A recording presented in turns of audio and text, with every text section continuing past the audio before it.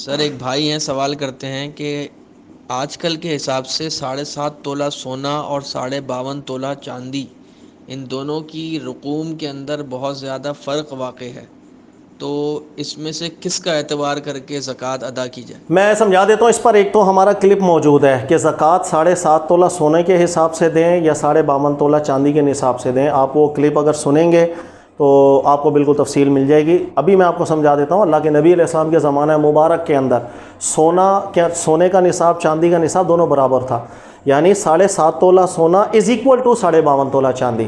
آسان الفاظ میں سمجھیں، اگر 7.5 تولہ سونا اس کی میں بازار میں جا کر ایک بکری خرید کے لاتا تھا تو 52.5 تولہ چاندی کی بھی وہ ایک بکری آ جائے گی، یعنی دونوں کی مالی ویلیو ایک ہی تھا، برابر ہی تھا۔ اس لیے اس کو الگ الگ انداز میں بیان کیا گیا، 7.5 تولہ سونا ہو یا 52.5 تولہ چاندی ہو۔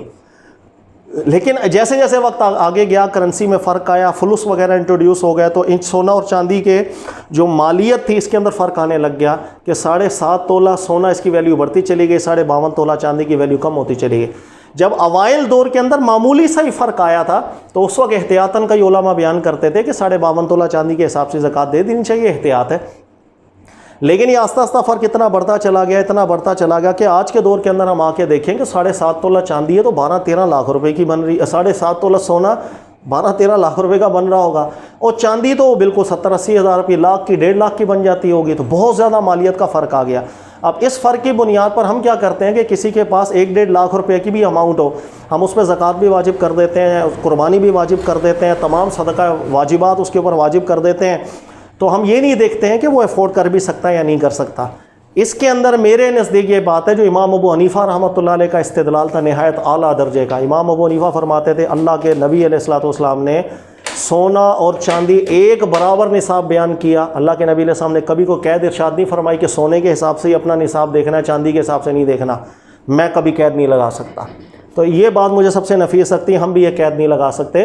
لہٰذا میں کیٹیگرائز کرتا ہوں وہ لوگ جو بڑے متوسط طبقے ہیں، بڑی مشکل سے اپنا گزارا کرتے ہیں، گھر کا گزارا بس ہوتا ہے ان کا، اور چھوٹی موٹی کمیٹیاں ڈال کے اپنے پیسے اکٹھے کر لیتے ہیں گھر میں کوئی کام کرنے کے لیے، کسی کی شادی کرنے کے لیے۔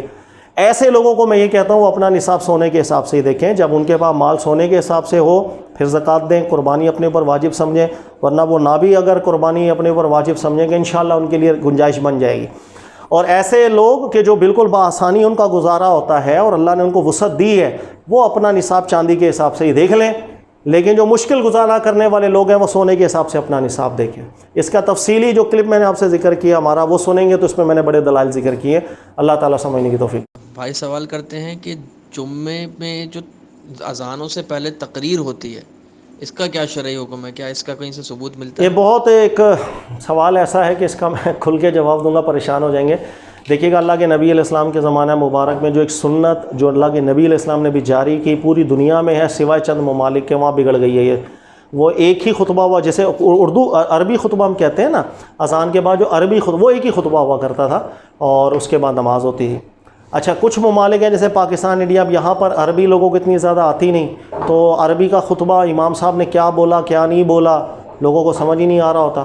تو پھر ان لوگوں نے کیا کیا کہ پہلے ایسا ہوا تھا آج سے تقریباً 100 سال پہلے کہ نماز جمعہ جب پوری ختم ہو جاتی تھی، پھر نماز جمعہ ختم کرنے کے بعد امام صاحب تھوڑا اردو کے اندر لوگوں کو درس دے دیتے تھے کہ میں نے جو عربی میں خطبہ دیا ہے اس خطبے کے اندر میں نے یہ درس دیا تھا، تو نماز کے بعد ہوتا تھا۔ لیکن پھر آہستہ آہستہ کیا ہوا کہ نماز سے پہلے خطبہ آ گیا۔ اب ہمارے یہاں 2 خطبے ہوتے ہیں، ایک عربی خطبہ ایک اردو خطبہ۔ اردو خطبہ ایک تقریر ہوتی ہے جو 1-1.5 گھنٹے کی ہمارے یہاں خطیب حضرات کر رہے ہوتے ہیں، اس کے بعد پھر سنتیں وغیرہ لوگ پڑھتے ہیں، نوافل پڑھتے ہیں، پھر اذان ہوتی ہے، پھر عربی خطبہ ہوتا ہے، پھر نماز ہوتی ہے۔ یہ جو طریقہ کار ہے اپنی اصل کے حساب سے، میں شاید بڑا بول رہا ہوں لیکن بالکل ٹھیک بول رہا ہوں کہ یہ ناجائز بنتا ہے اور بدعت کے زیادہ قریبی بنتا ہے، اور اس کو بدعت ڈکلیئر اور بھی علماء نے کیا، اور میں آپ کو حوالہ بھی دے سکتا ہوں احمد رضا خان صاحب کا، مشہور نام ہے، پاکستان میں بہت پڑھا بھی جاتا ہے۔ فتاوی رضویہ کے اندر ایک جگہ پر انہوں نے ذکر کیا نماز جمعہ میں عربی خطبے سے پہلے جو اردو تقریر ہے اس کو انہوں نے بالکل بدعت میں ہی شامل کیا تھا۔ لیکن اب ہمارے یہاں ایک رواج ہے، اللہ تعالیٰ عافیت عطا فرمائے، اس سے بہتر طریقہ کار یہ ہے، اور ہونا بھی یہ چاہیے، کہ پہلے اردو تقریر نہیں ہونی چاہیے، بلکہ اذان ہو، اس کے بعد جو عربی کے اندر خطبہ دیتے ہیں نا وہ اردو میں ہی دے دیا جائے۔ اس کی پھر گنجائش بنتی ہے کہ عربی کے اندر خطبہ دینا ایک بالکل نبی علیہ الصلوۃ والسلام کا عمل مبارک رہا، لیکن تبلیغ کے اندر یاد رکھیے گا زبان کی بڑی اہمیت ہوتی ہے۔ اس لیے اللہ تعالیٰ نے رسولوں کو شہروں میں بھیجا، انہی کی زبان میں بھیجا، تاکہ انذار اور تبشیر کا معاملہ اعلیٰ درجے پر ہو۔ آپ اپنی ہی زبان میں وہ خطبہ دے دیں، عربی میں نہ دیں، یہ کم عیب ہوگا، لوگوں کو بات سمجھ میں بھی آئے گی، لیکن عربی خطبہ الگ اور اس سے پہلے ایک اور تقریر کرنا، یہ اس سنت میں تھوڑی تبدیلی کے مترادف ہے جو اللہ کے نبی علیہ السلام نے جاری کی۔ ہر وہ سنت جو رسول اللہ عملاً جاری کروا گئے، صحابہ کے دور سے چلتی آ رہی ہے، وہ اتنی اہمیت کی حامل ہوتی ہے، اس کے اندر معمولی سا تغیر کرنے کی بھی اجازت نہیں ہوتی ہے، وہ بالکل بدعت بن جاتا ہے۔ اللہ تعالیٰ سمجھنے کی توفیق ہے۔ سر اگلا کمنٹ آپ کی تراوی والی ویڈیو پر ہے، جس کے اندر آپ نے تراوی پڑھنے کا بھی طریقہ بیان کیا تھا کہ ہاتھ میں قرآن پاک لے کے بھی قرآن پاک پڑھ سکتے ہیں۔ تو بھائی اس پہ کمنٹ کر رہے ہیں کہ نبی پاک علیہ الصلوۃ والسلام کے دور میں تو کتابی شکل میں قرآن ہوتا ہی نہیں تھا، تو آپ یہ کیسے کہہ رہے ہیں کہ صحابہ سے یہ ثابت ہے کہ کتابی شکل میں وہ قرآن کو ہاتھ میں لے کے پڑھ رہے ہیں؟ میں سمجھا دیتا ہوں۔ اللہ کے نبی علیہ السلام کے زمانہ مبارک میں قرآن پاک کتابی شکل میں نہیں تھا، یہ اس کا ثبوت آپ مجھے دے دیں، کیوں نہیں تھا بھائی؟ آپ چند روایات کی بنیاد پر استدلال کرتے ہیں کہ وہ شاید بعد میں جا کے جمع ہوا، بعد میں جا کے مصحف بنا۔ سر وہ روایتیں اپنے متن میں ٹھیک نہیں ہیں، اس میں بہت سا عیب ہے جس کو علماء واضح کر چکے ہوئے ہیں، اور اس وقت کیا فتنہ ہوا تھا، جس فتنے کو بچانے کے لیے صحابہ کرام نے کیا عمل کیا تھا، وہ ایک الگ رخ ہے۔ جو ہم سمجھتے ہیں وہ بالکل الگ ہے۔ اللہ کے نبی صلی اللہ علیہ وسلم نے قرآن کی بالکل حفاظت کی، قرآن پاک کو بالکل لکھا گیا اور باقاعدہ سے لکھا گیا۔ قرآن پاک شروع ہوتا ہے، ہم پڑھتے ہیں ذالک الکتاب لا ریب فیہ، یہ کتاب، یہ جو لکھا ہوا مضمون باقاعدہ کتاب، پراپر کتاب کو کہا جاتا ہے۔ اللہ فرما رہے ہیں ذالک الکتاب لا ریب فیہ، اس کتاب میں کوئی شک نہیں، یعنی اللہ کے اس کتاب میں کوئی شک نہیں، اور آپ کہہ رہے ہیں کہ باقاعدہ کتاب تو تھی ہی نہیں۔ یہ بہت ناقص بات ہے۔ باقاعدہ لکھا بھی جا رہا تھا اور باقاعدہ اس کو ترتیب بھی دیا جا رہا تھا۔ اللہ کے نبی علیہ الصلوۃ والسلام نے قرآن کی بالکل کامل طور پر حفاظت کی تھی۔ بعض روایات کی بنیاد پر آپ کو ایک شبہ پیدا ہو جاتا ہے، وہ روایات کچھ اور چیزیں ہیں، اس کا جو ظاہری متن ہے وہ متن ناقابل قبول ہے۔ اس لیے یاد رکھیے گا کہ یہ بات ٹھیک نہیں ہے کہ آپ بولیں کہ قرآن پاک تو اس وقت تھا نہیں، تو کیا تتر بتر تھا؟ تو ہم یہ بولیں کہ اللہ کے نبی علیہ السلام نعوذ باللہ قرآن کی بھی باقاعدہ طور پر حفاظت نہ کر کے گئے ہیں، تو یہ بہت بڑا عیب ہے رسول اللہ صلی اللہ علیہ وسلم کی ذات مبارک۔ بالکل قرآن پاک اعلیٰ درجے پر محفوظ بھی تھا، اعلیٰ درجے پر تھا، صحابہ دور کیا کرتے تھے، نبی علیہ الصلوۃ والسلام دور کیا کرتے تھے، پڑھا کرتے تھے، حفظ کیا کرتے تھے، بالکل ایک کتابی شکل میں ہی تھا۔ سر اگلا کمنٹ عامر حسین صاحب کرتے ہیں، وہ کہتے ہیں کہ فن حدیث میں ایک حدیث صحیح ہوتی ہے، ایک ضعیف ہوتی ہے۔ ضعیف حدیث کو کچھ علماء فضائل اعمال کے اندر قبول کر لیتے ہیں اور کچھ مطلقاً ناقابل حجت سمجھتے ہیں، تو اس بارے میں درست قول اور فیصل قول کیا ہے؟ اس بارے میں درست قول یہ ہے کہ فن حدیث جس کو سمجھ میں آتا ہے، جس نے واقعی کامل طور پر فن حدیث پڑھا ہے، اس پہ کوئی چیز مخفی نہیں ہوتی ہے۔ بہت سی حدیثیں صحیح سند کی ہوتی ہیں، متن اس کا ایکسیپٹیبل نہیں ہوتا۔ اس میں صحیح سند کو ہم کیا کریں؟ جب اس کے متن میں ہی ایسا اعتراض آ جاتا ہے کہ جب استدلال کے قابل نہیں ہوتی تو وہ صحیح سند لیکن ناقابل قبول روایت ہوتی ہے۔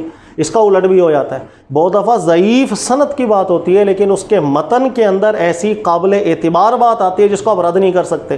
آپ رد کریں گے کبھی کافر بھی کفر بھی چلا جائے گا، کبھی آپ ناجائز کسی راہ کے اندر پڑ جائیں گے، اس کو کہا جاتا ہے سند ضعیف ہے لیکن متن قابل قبول ہے، اپنے معنی کے اندر وہ حدیث بالکل ٹھیک ہوتی ہے۔ یہ بالکل ایسا بھی ہو جاتا ہے۔ تو بہت سی ضعیف حدیثیں ایسی ہوتی ہیں جو قابل احتجاج ہو جاتی ہیں، اور بہت سی صحیح حدیثیں جو ناقابل احتجاج ہوتی ہیں، یہ دونوں رخ چلتے ہیں۔ اور یہ جو بحث ہے کہ ضعیف جو روایت ہے یا فضائل اعمال کے اندر قابل اعتبار کی جائے، اس میں بہت سی تفصیل ہے، اور جو شرائط علماء کرام نے ذکر کی ہیں انہی شرائط کے ساتھ اگر ضعیف حدیث کو قبول کیا جائے گا اعمال کی فضیلت کے اندر تو کر سکتے ہیں، اس میں بھی کوئی مسئلہ نہیں ہے۔ اور وہ شرائط یہ ہے کہ نمبر ایک، اس ضعیف حدیث کو کبھی بھی یہ نہ بولا جائے کہ وہ اللہ کے نبی علیہ السلام کا فرمان عالی شان ہے۔ شرط نمبر دو، عوام کے سامنے یوں نہ بولا جائے قال رسول اللہ صلی اللہ علیہ وسلم، اس لیے کہ وہ حدیث ضعیف ہے، آپ کو پتہ ہے اللہ کے نبی سے ثابت نہیں، عوام الناس کو پتہ نہیں۔ جب آپ اللہ کے نبی علیہ السلام کی طرف نسبت کر کے وہ بات بیان کریں گے، لوگ تو یہ سمجھیں گے کہ اللہ کے نبی علیہ السلام کا فرمان عالی شان ہے۔ نمبر تین، جس عمل کے اوپر فضیلت ذکر ہو رہی ہو وہ عمل ہمارے دین کے اندر باقاعدہ طور پر ثابت ہو، قرآن پاک سے یا احادیث صحیحہ، جس کا متن بھی ٹھیک ہو، جس کی سند بھی ٹھیک ہو۔ اس کے علاوہ بھی کچھ شرائط علماء نے ذکر کی ہیں۔ ان شرائط کے ساتھ جب ضعیف حدیث ہے اگر کوئی اس پر عمل کر لے گا تو ٹھیک ہے عمل کر لے، نہ وہ نسبت کر رہا ہے اللہ کے نبی علیہ السلام کی طرف، نہ وہ اس کو حدیث شمار کر رہا ہے، نہ ثابت بات مان رہا ہے، صرف اس کے اندر ایک فضیلت کے حصول کے لیے ایک دل میں اطمینان آیا کہ یار شاید یہ فضیلت مجھے مل جائے، بس یہ عمل کر لے۔ لیکن ان شرائط کو ہمارے ہاں ملوز خاطر رکھا نہیں جاتا، تمام شرائط سے صرف نظر کر کے صرف ضعیف حدیث سنا دی جاتی ہے، یہ طریقہ کار ٹھیک نہیں۔ لہٰذا اس طریقہ کا چونکہ ہمارے یہاں غلط شرائط کا خیال نہیں رکھا جاتا، اس بنیاد پر بہت سے علماء پابندی لگا دیتے ہیں کہ ضعیف حدیث کو بالکل فضائل اعمال کے اندر بھی ذکر نہ کیا جائے، چونکہ ان شرائط کا خیال ہم نہیں کر رہے ہیں۔ تو آپ کسی بھی راہ کو چن سکتے ہیں، ایک بہت ایک فن ہے، فن حدیث۔ اللہ تعالیٰ سمجھنے کی توفیق دے۔